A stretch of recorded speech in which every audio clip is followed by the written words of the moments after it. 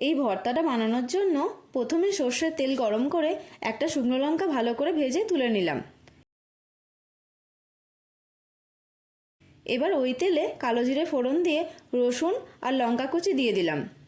এবার এগুলো একটু ভেজে নিয়ে দিয়ে দিলাম পেঁয়াজ কুচি। পেঁয়াজটা একটু ভাজা ভাজা করে নিয়ে দিয়ে দিলাম টমেটো কুচি। এবার অল্প নুন দিয়ে আর একটু নেড়ে দিয়ে দিলাম গ্রেট করা ওলকপি। সব কিছু ভালো করে মিশিয়ে দিয়ে দিলাম নুন, হলুদ গুঁড়ো আর কাশ্মীরি লঙ্কা গুঁড়ো।